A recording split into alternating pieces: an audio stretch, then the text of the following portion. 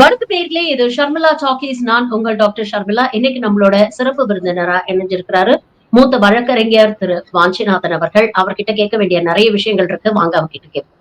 வணக்கம் தோழர். வருகிற 22ஆம் தேதி இந்து முன்னணி சார்பில் மதுரையில முருகன் பக்தர்கள் மாநாடு அப்படின்னு பிரம்மாண்டமா ஒரு நிகழ்ச்சி நடத்த போறாங்க.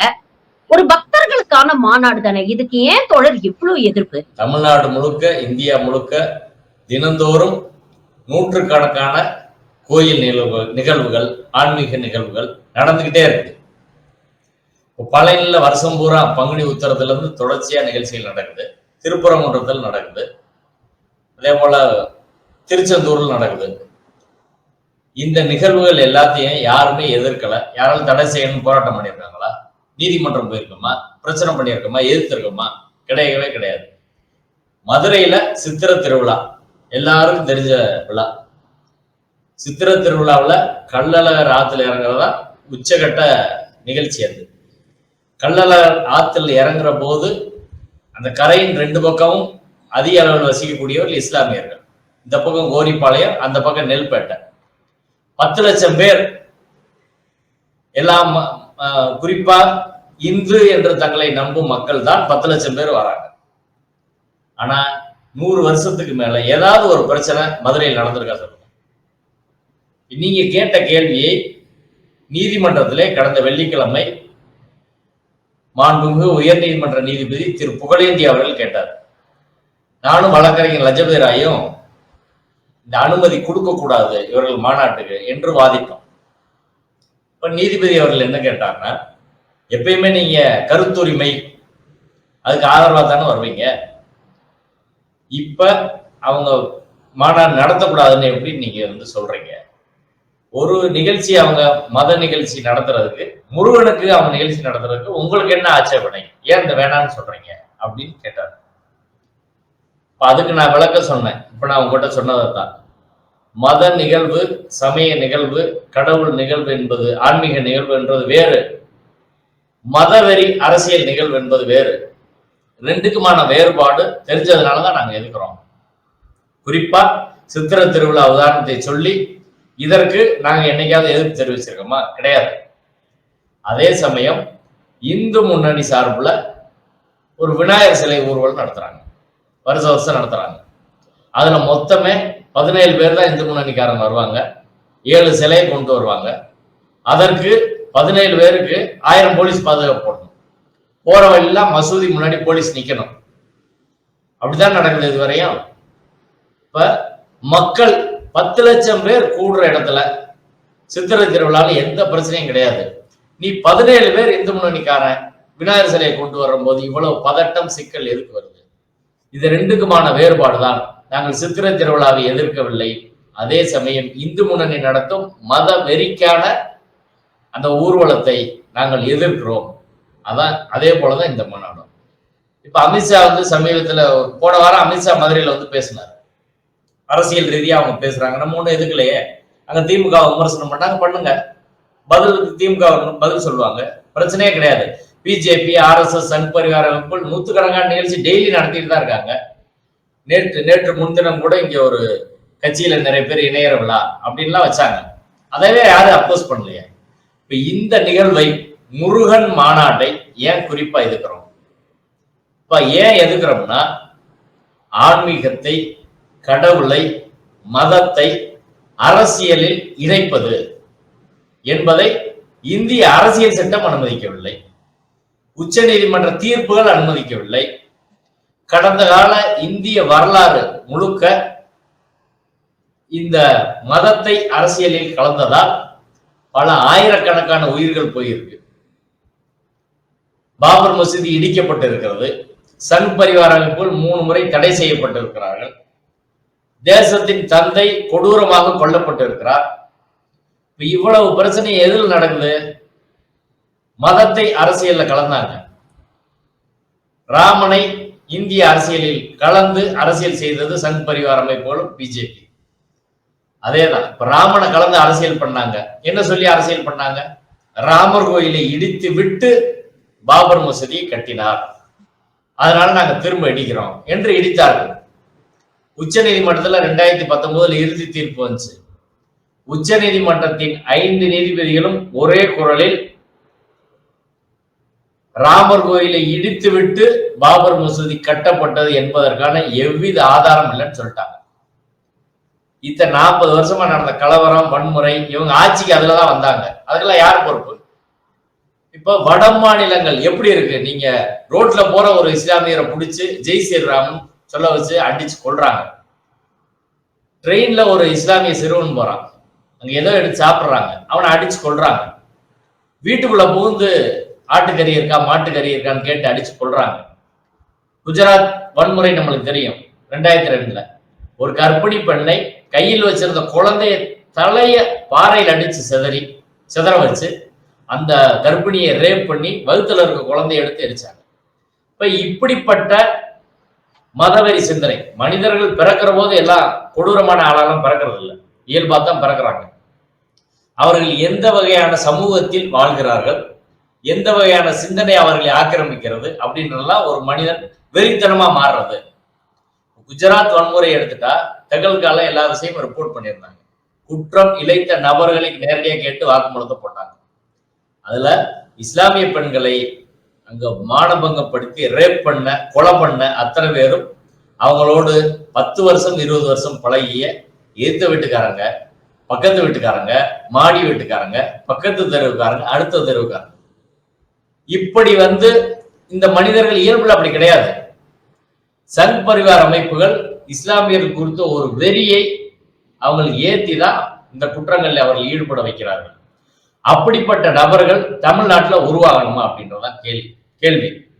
பக்கத்து வீட்டுல இருக்கவங்கள, அந்த தெருவுல இருக்க மாற்று மதத்தை சேர்ந்த பெண்களை கும்பலா ரேப் பண்ணி ஒரு குழிக்குள்ள தள்ளி பெட்ரோல் ஊற்றி கொளுத்தக்கூடிய, 2 வயது குழந்தையை அடித்துக் கொள்ளக்கூடிய ஒரு வெறி பிடித்த கூட்டம் வட மாநிலங்கள்ல இருக்கு.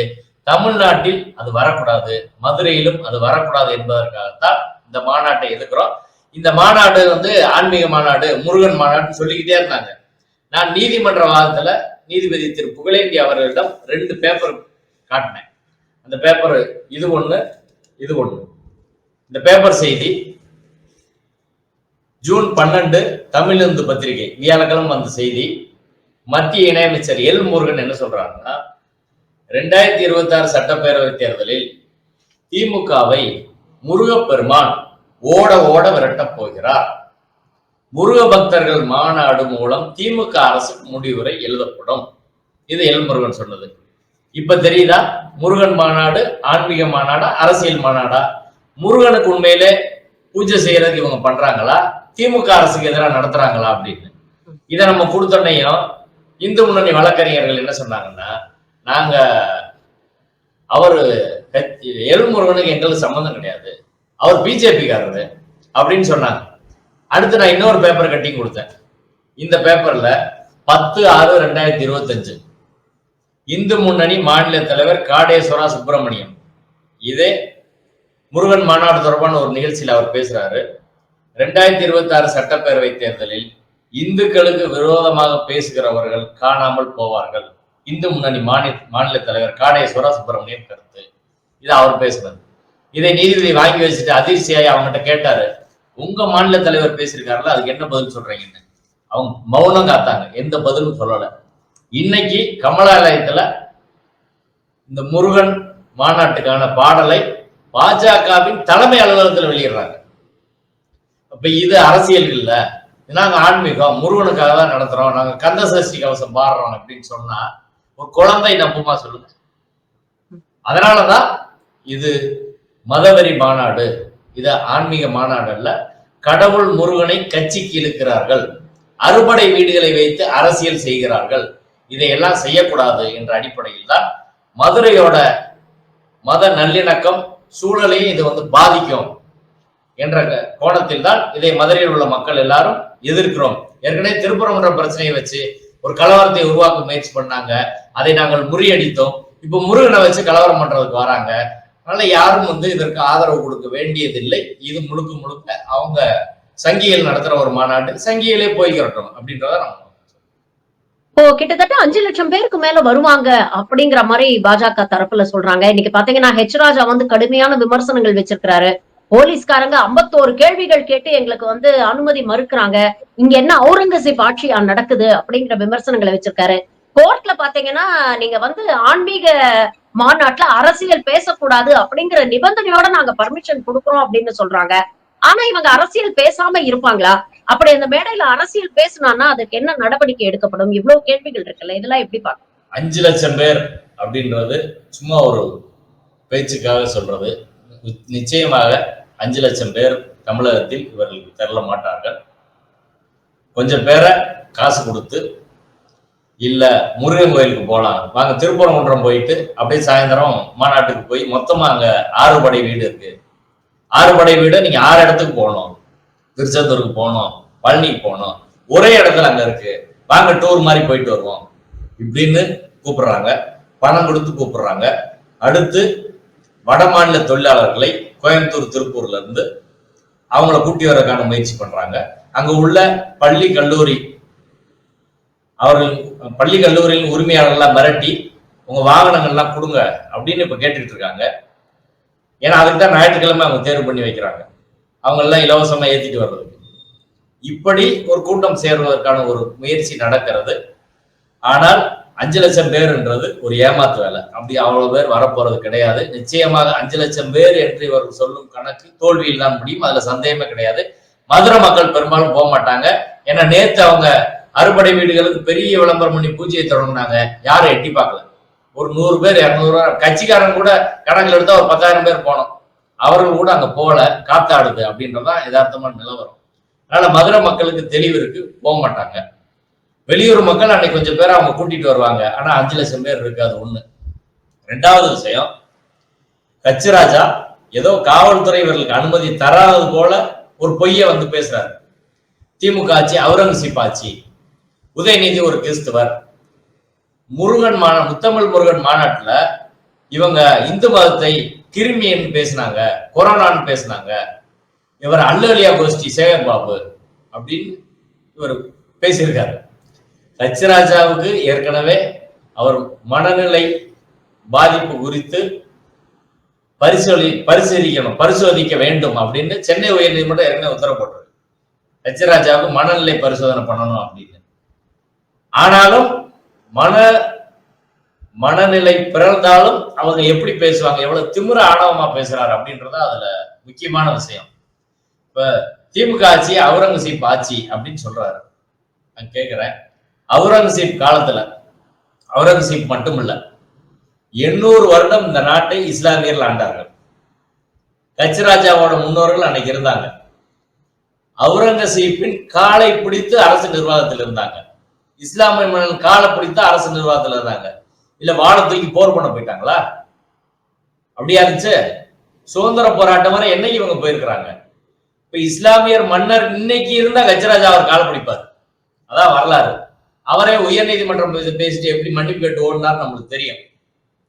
வெள்ளக்காரன் காலத்துல வெள்ளக்காரனோட சேர்ந்து கொண்டு நாட்டை காட்டி கொடுத்தவர்கள் தான் இந்த டீம். கஜினி முகமது வரும்போது கோயிலை திறந்து விட்டது பார்ப்பனர்கள், அங்க உள்ளவங்க தான், கச்சிராஜாவின் முன்னோர்கள் தான். அதனால கச்சிராஜா பேசுறது அப்படின்றத பொறுத்தவரை தமிழ்நாட்டுக்கே தெரியும், அதுக்கு ஒரு முக்கியத்துவம் ஒன்றும் கிடையாது, சும்மா கத்துவாரு அப்படின்றத. ஆனா எவ்வளவு திமிரு தைரியமா தொடர்ச்சியாக அவர் ஏற்கனவே ஒரு கேஸ்ல கன்விக்ட் ஆகி ஹைகோர்ட்ல அப்பீல் இருக்கு.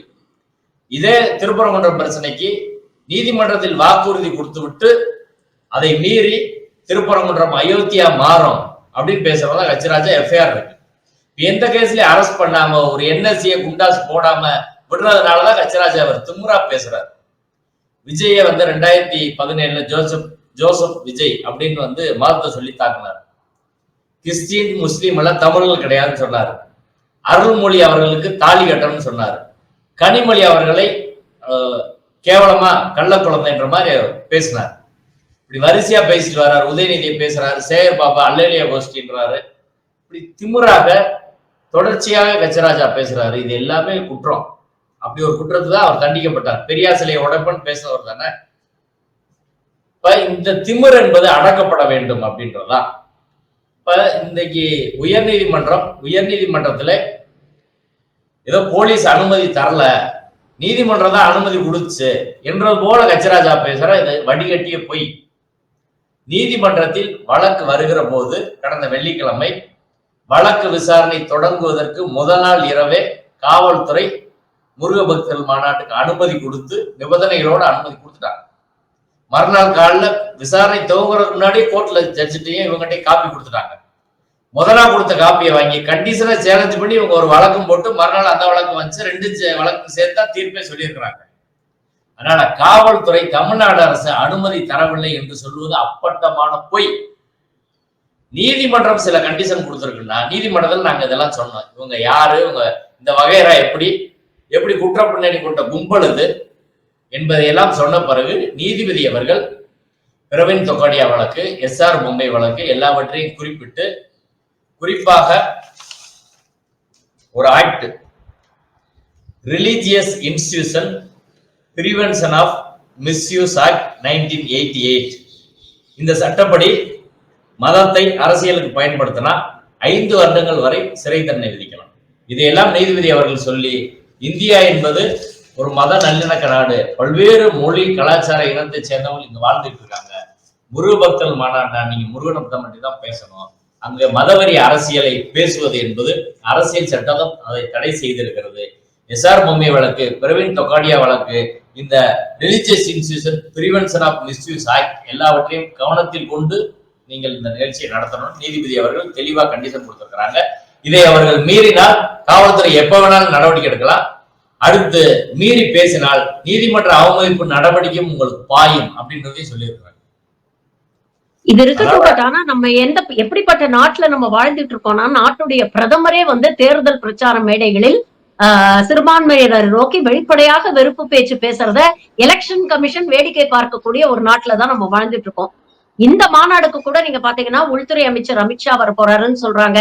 உத்தரப்பிரதேஷோடைய CM யோகி ஆதித்யநாத் வரப்போறாரு, ஆந்திர பிரதேஷோடைய டெபுட்டி CM பவன் கல்யாண் வரப்போறாரு அப்படின்னு சொல்றாங்க. பெரிய பெரிய ஆளுமைகளை கொண்டு இறக்குறாங்க.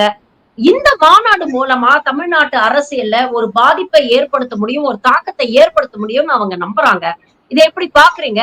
இது ஓரளவுக்கு அவங்களுக்கு கை கொடுக்கும்னு நினைக்கிறீங்களா? இந்த மாநாடு அவர்கள் நினைத்த பாதையில் செல்லவில்லை அப்படின்றதா. அவங்க கிட்டத்தட்ட வடக்கே ராமன், தமிழ்நாட்டுக்கு முருகன் என்ற வகையில 2-3 வருஷமா முயற்சி பண்ணிட்டு இருக்காங்க. முருகன் அவர்கள் பாஜக தமிழக தலைவராக இருந்த போது ஊர்வலம் எல்லாம் வேலை வச்சுட்டு போனார். அப்புறம் திருப்பரங்குன்றம் பிரச்சனையை எடுத்தாங்க. எல்லாத்திலையும் அவர்களுக்கு தோல்விதான் கிடைத்திருக்கிறது. ஏன்னா அவங்க பிரச்சாரத்துல நோக்கத்துல உண்மை கிடையாது. வதந்திய அவதூறை பேசுவார்கள். தமிழ்நாட்டு மக்கள் அதை புரிந்து கொள்வார். நம்மளால அதை எக்ஸ்போஸ் பண்ணிடுவோம். திருப்பரங்குன்றம் பிரச்சனைய சிக்கந்தர் மலை அப்படின்னு பேசினாங்க. அது 1813 டாக்குமெண்ட்ல இருக்குது. ஸ்கந்தர் மலைன்னு இருக்கு, சிக்கந்தர் மலைன்னு இருக்கு, பரங்குன்றம் சங்க இலக்கியத்துல இருக்கு. எல்லாத்தையும் எடுத்து போட்டு நீதிபதி ராமையரே இந்த பிரச்சனையை முடிச்சிட்டாரு, நீ எதுக்கு பேசுறன்னு சொன்னாலே அந்த பிரச்சனை நின்று போச்சு. அவர்களுக்கு இப்ப ஏதாவது ஒரு பிரச்சனையை சொல்லி இங்க மக்களிடையே பிளவை உண்டு பண்ண முடியுமா இல்லையான்றதா அவங்களோட நோக்கம். குறிப்பா மதுரை மாவட்டத்துல திருப்பரங்குன்றம், மேலூர் 2 தொகுதியை அவங்க தேர்ந்தெடுத்து வச்சிருக்கிறாங்க. பிஜேபிக்கு அங்க சீட் வாங்கி ஜெயிக்கணும். அவர்கள் கணக்கை துவங்குவது மதுரை மாவட்டத்துல என்பதற்கான முயற்சியில இதை எடுக்கிறாங்க. இது தமிழ்நாடு முழுவதும் எல்லாரும் பெரும்பாலும் தமிழ்நாட்டுல முருகனை வணங்கக்கூடியவங்க அதிகம் இருக்காங்க. 6 படை வீடு இருக்கு. இதையெல்லாம் சேர்த்துதான் முருகனை கையில் எடுக்கிறாங்க. வடக்கே அவருக்கு ராமன் கை கொடுத்தாரு, இங்க தமிழ்நாட்டுல முருகன் கை கொடுப்பார் என்று நம்புறாங்க. ஆனால் மக்கள் இப்ப வரை அவங்களுக்கு கை கொடுக்கல, இனிமேலும் கை கொடுக்க மாட்டார்கள் என்பதுதான் யதார்த்தமான உண்மை. இந்த மாநாடு 1-2 நாள் அவங்க பேசுனது பத்திரிகையில செய்தி வருமே தவிர அதை தாண்டி எவ்வித தாக்கத்தையும் தமிழ்நாட்டில் ஏற்படுத்தாது. சரி, யோகி ஆதித்யநாத் இங்க வராரு, அங்க இருந்து நீங்க எல்லா சாமியும் இங்க கொண்டு வரீங்க. சரி, அங்க முருகன் கோயில் கட்ட வேண்டியதானே, கருப்பணங்க கோயில் கட்ட வேண்டியதானே? நம்ம வழிபாட்டு முறையை அவர்கள் ஏத்துக்குவாங்களா? குலதெய்வ கோயிலுக்கு ஆடு கோழி வெட்டு சாப்பிட்றோம். முருகனுக்கு இதே வழிபாட்டு முறைதான் இருந்துச்சு. முருகனுக்கு ஆட்டை வெட்டி ஆட்டு ரத்தத்தை திணை அரிசியில் கலந்து படையில் இட்டார்கள் என்றுதான் திருமுருகாற்று படையில வருது. இதான் முருக வழிபாட்டு முறை. முருகன்ற பேரு இன்னைக்கு அபிஷியல எங்கேயாவது இருக்கா? 6 படை வீடுல எங்கேயும் கிடையாது. சுப்பிரமணியன்றதான் பேரு. தமிழர்கள் அங்க அர்ச்சகராக முடியுமா? எல்லா சாதியை சேர்ந்த இந்துக்களும் அர்ச்சகராக முடியுமா? முடியாது. சரி, தமிழ்லையாவது முருகனுக்கு மந்திரம் சொல்லுவேன்னா அதுவும் கிடையாது. சமஸ்கிருதம் தான் சொல்றாங்க. அப்ப இவர்கள் இந்த மாநாட்டுல தமிழரின் பண்பாட்டை மீட்டெடுக்க பேசுவார்களா? முருகனையே இவங்கிட்ட இருந்து மீட்டெடுக்க வேண்டியிருக்கு. பார்ப்பனிய வைதிக பண்பாட்டிலிருந்து முருகனையே மீட்டெடுக்க வேண்டிய பொறுப்பும் கடமையும் நமக்கு இருக்கு. பழனி முருகன் கோயில யார் பூஜை பண்ணது? பண்டாரத்தை யார் வெளியேற்றினது? பண்டார சமூகத்தை யார் வெளியேற்றினது? நீ திரும்ப அந்த உரிமையை வாங்க வேண்டிய ஒரு நிலைமையில் தான் நாம இருக்கிறோம். அப்ப முருகன்னா பேச வேண்டிய விஷயம் 1000 இருக்கு. இவங்க அதை எதையும் பேச மாட்டாங்க. இவர்களுக்கு 2020 தேர்தல் தான் இலக்கு. அப்ப அதை நோக்கி அவங்க பேசுவாங்க. அதை நோக்கி பேசினா இந்த மாநாட்டோட முக்கியத்துவம் என்பது இல்லாமல் போய்விடும். அப்ப சும்மா முருகனுக்கு காசு கொடுத்து கூட்டு வந்து பிஜேபி எதுக்கு பண்ண போதா? பண்றதுக்கு ஒண்ணு கிடையாது. முருகனை மக்கள் கும்பிட்டு தான் இருக்காங்க. இவர்கள் பரப்பித்தான் முருகன் புகழை சொல்லணும் அப்படின்ற எந்த கட்டாயம் தமிழ்நாட்டுல கிடையாது. மக்கள் அவங்களா இருக்கிறாங்க. இயல்பா இன்னைக்கு ஆறுபடை வீடுக்கு போயிட்டு இருக்காங்க. என்ன பிரச்சனை? ஒண்ணும் கிடையாது. அதனால இந்த மாநாடு அவர்களுக்கு நிச்சயமாக கை கொடுக்காது. மாநாடு தோல்விதான், தோல்வியில் தான் முடியும். கடந்த அந்த திருப்பரங்குன்றம் இஷ்யூ வரும்போது கூட நீங்க நிறைய ஆர்கனைசேஷன்ஸோட சேர்ந்து அதற்கான கடுமையான ஒரு எதிர்வினை ஆற்றுனீங்க. நிறைய போராட்டங்கள்லாம் பண்ணீங்க. இப்பவும் நாளை மறுநாள் நீங்க ஒரு போராட்டம் ஆர்கனைஸ் பண்ணிருக்கீங்க. இதுல விடுதலை சிறுத்தைகள் கட்சியின் தலைவர் முனைவர் டாக்டர் திருமாவளவன் அவர்களும் கலந்துக்கிறாரு அப்படிங்கிற செய்தி படிக்க முடிஞ்சது. என்ன போராட்டம் ஆர்கனைஸ் பண்ணிருக்கீங்க? எப்படி அதை கொண்டு போறீங்க? அதற்கு ரெஸ்பான்ஸ் எப்படி இருக்கு? அதை பத்தி சொல்லுங்க. அதாவது மதுரையின் மத நல்லிணக்க மரபை பாதுகாப்போம் அப்படின்றதுதான் எங்க முழக்கம். அதை முன்வைத்து ஒரு மக்கள் ஒற்றுமை மனித சங்கிலியை நடத்த இருக்கிறோம். அவர்கள் சங் பரிவார அமைப்பை சேர்ந்தவர்கள் ஒரு பிரிவினையை, மக்கள் மத்தியில் பிளவை, மதவெறியை உருவாக்குறாங்க. ஆனால் இந்திய அரசியல் சட்டம் சகோதரத்துவத்தின் அடிப்படையில் இயங்குகிறது. எல்லாரையும் சகோதரத்துவமா ஒரு நாடு இருந்தா தான் மக்களுடைய சமத்துவம் வரும் என்ற அடிப்படையில் ஃபெட்டர்னிட்டின்றது ரொம்ப முக்கியம். அரசியல் சட்டத்தின் அடிப்படை கூறு அது. அந்த சகோதரத்துவத்தை மையப்படுத்தி எல்லா மதத்தை சேர்ந்தவர்களும் அழைத்து நாளை மறுதினம் வியாழக்கிழமை மாலை 4:30 மணிக்கு மதுரை அரசு சட்டக்கல்லூரி சாலையில மனித சங்கிலி நிகழ்வு ஏற்பாடு செய்திருக்கிறோம். எதனால இதை பண்ணியிருக்கோம்னா, மதுரையோட மரபு யாதும் ஊரே யாவரும் கேளீர், பிறப்புக்கும் எல்லா உயிருக்கும் என்ற பல நூல்கள் உருவானி வளர்ந்த இடம். இங்க தமிழ் சங்கத்தில் அவையெல்லாம் அரங்கேறிய இடம். இங்க 2000 வருஷமா மத பிரச்சனையே வந்தது கிடையாது. ஒரே இடத்துல எல்லா மதத்தை சேர்ந்தவர் இருக்காங்க. அடுத்தடுத்த வழிபாட்டு தலங்கள் இருக்கு. அதுக்கு நல்ல உதாரணம் திருப்பரங்குன்றம். 6 வழிபாட்டு முறை அங்க இருக்கு. என்னைக்காவது இந்த பிஜேபி வர்றதுக்கு முன்னாடி பிரச்சனை வந்திருக்கா சொல்லுங்க? வந்தது கிடையாது. உள்ளூர் மக்களை 10 பேர் அவங்க கூப்பிட சொல்லுங்க, பிஜேபிக்கு வரமாட்டாங்க. இதான் யதார்த்தம். அப்ப இந்த மதுரையோட மரபை இவர்கள் ஒழிக்க நினைக்கிறார்கள். தமிழ்நாட்டின் மரபை ஒழிக்க நினைக்கிறார்கள். ஆனால் தமிழ்நாட்டின் மரபை நாம் மக்களுக்கு திரும்ப திரும்ப சொல்ல வேண்டிய தேவையும் அவசியம் இருக்குது. இவங்க நச்சு பிரச்சாரம் போறதுனால சொல்ல வேண்டிய இருக்கு. இது ஒண்ணு. 2வது, 22ஆம் தேதி இவங்க பல பேரை ஏமாத்தி கூட்டு வரலாம், இளைஞர்களை கூட்டு வரலாம், கலவரம் பண்றதுக்கான முயற்சி பண்ணலாம். அப்ப தமிழ்நாட்டில் உள்ள தாய்மார்கள், பெற்றோர்கள் 22ஆம் தேதி இந்த மதவெறி மாநாட்டுக்கு உங்கள் குழந்தைகளை, இளைஞர்களை அனுப்பாதீர்கள், பெண்கள் வராதீங்க அப்படின்றத உலகுக்கு உரத்து சொல்வதற்கு தான் அந்த நிகழ்ச்சியை நடத்துறோம். அவர்கள் உங்களை சிக்கல் இழுத்து விட்டு நம்ம பிள்ளைய நாளைக்கு எஃப்ஐஆர் ஆகி கேஸ்ல உள்ள போனா ஒரு வேலை கூட போக முடியாது அப்படின்றதான் யதார்த்தமான உண்மை. இன்னைக்கு இந்த சங்கி கூட்டம் பிரச்சனை இழுத்துட்டு ஓடிடுவான். எல்லா ஐயரும் குருமூர்த்தி ஐயர் கேஸுக்கு என்னைக்கால் வரப்போறாரா? ஜெயிலுக்கு போக போறாரா? கச்சராஜாவை போலீஸ் அரெஸ்ட் பண்ண போதா? இங்க போகும்போது நீ பள்ளிவாசல கல்லெடுத்து எடுறாம்பா, போலீஸ் கொஞ்சம் தாண்டி பிடிச்சிடும் சிசிடிவி கேமரா வச்சு. நீ தான் உள்ள கிடக்கணும். அதனாலதான் தமிழகத்தின் தாய்மார்கள் இந்த மதவெறி மாநாட்டுக்கு ஜூன் 22க்கு தங்கள் குடும்பத்தினரை அனுப்பாதீர்கள் என்று எச்சரிக்கவும் தான் அந்த நிகழ்ச்சியை நாங்கள் நடத்துகிறோம். அதனைத் தொடர்ந்து எழுத்தாளர்கள், கலைஞர்கள், வழக்கறிஞர்கள் எல்லாம் சேர்ந்து ஒரு மத நல்லிணக்க கூட்டறிக்கை ஒன்றை மதுரையிலே வெளியிடுகிறோம். இது தொடர்ச்சியாக மக்களுக்கு விஷயத்தை பேச வேண்டியிருக்கு. பெரிய கட்சிகள் எல்லாம் பாஜகவின் வளர்ச்சியை அண்டர் எஸ்டிமேட் பண்ணிட்டு இதை நேரடியாக எதிர்க்க மாட்டாங்க. முருகன் சொல்லி நம்ம எதிர்த்தோம்னா ஓட்டு வராது என்று நினைக்கிறார்கள். அது உண்மை கிடையாது. இதே அரசியலை வட மாநிலங்களில் பிஜேபிக்கு பயந்து டிஃபென்சிவ் பாலிடிக்ஸ்ல காங்கிரஸ் போனாங்க. இன்னைக்கு அவர்களுடைய பாதிப்பு கடுமையா இருக்கு. அதே டிஃபென்சிவ்க்கு தமிழ்நாட்டு அரசியலும் போகக்கூடாது. அஃபென்சிவா ஏறி அடிச்சாதான் இவர்களை வீழ்த்த முடியும் என்ற அடிப்படையில் தான் கட்சிகளுக்கும் உணர்த்தும் விதமாக இந்த நிகழ்ச்சிகள் நடக்கிறது. திருமாவளவன் அவர்கள், விசிக தலைவர் திருமாவளவன் அவர்கள் இந்தியாவிலே தமிழகத்திலே ஒரு தனித்துவமான ஒரு தலைவர். தொலைவான அரசியல் சிந்தனை நோக்கு, அம்பேத்கரின் கண்ணோட்டம், பெரியாரின் கண்ணோட்டம், மார்க்சின் கண்ணோட்டம் எல்லாவற்றையும் சரிவர புரிந்து தமிழ்நாடு அரசியல் களத்திலே, இந்திய அரசியல் களத்திலே ஒரு முன்மாதிரியாக நின்று கொண்டிருப்பவர். அவர் எங்க நிகழ்ச்சியில கலந்துகிட்டா இதுக்கு பொருத்தமாக இருக்கு என்ற அடிப்படையில் தான் நிகழ்ச்சியை வெள்ளிக்கிழமை வச்சிருந்த வியாழக்கிழமை மாத்தி அவரோடு இந்த நிகழ்வில் பங்கேற்கிறோம். மதுரை நாடாளுமன்ற உறுப்பினர், கீழடி தமிழர் பண்பாட்டுக்கெல்லாம் தொடர்ச்சியாக உழைத்துக் கொண்டிருக்கும் தோழர் சு வெங்கடேசன் அவர்கள் இந்த நிகழ்ச்சியில பங்கேற்கிறார். தமிழ் புலிகளின் தலைவர் நாகை திருவள்ளுவன், இயக்குனர் அமீர், இப்படி பலரும் இந்த நிகழ்விலே பங்கேற்கிறார்கள். அந்த மத நல்லிணக்க 2 நாள்ல தான் அதை ஏற்பாடு பண்றோம். ஆனால் அதன் மூலம் வரக்கூடிய செய்தி என்பது தமிழ்நாட்டுக்கு முக்கியமானது என்ற அடிப்படையில் இந்த நிகழ்வை கட்டமைத்திருக்கிறோம். எல்லா மக்களும் இதுல பங்கேற்கணும் என்று அறைகூவல் விடுக்கிறோம். இந்த முயற்சி வெற்றி பெறணும், மக்களுக்கு அந்த ஒரு விழிப்புணர்வை ஏற்படுத்தக்கூடிய ஒரு நோக்கத்தோட இந்த விஷயத்த பண்றீங்க. அது கண்டிப்பா மக்களிடையே சென்று சேரும். தமிழ்நாடு மக்கள் ரொம்ப தெளிவா இருக்காங்க அப்படிங்கிற நம்பிக்கை என்னைக்குமே நமக்கு இருக்கு. அந்த விதத்தில் இந்த முருகன் மாநாடு எந்த விதமான அரசியல் தாக்கத்தை ஏற்படுத்துது அப்படிங்கிறத இனி வரும் நாட்கள்ல பொறுத்திருந்து பார்ப்போம். நீங்க நிகழ்ச்சியில கலந்துகிட்டு இவ்வளவு விஷயங்களை பரிமாறிக்கிட்டதுக்கு ரொம்ப நன்றி தோழர். Thank you for your time and support. Thank you.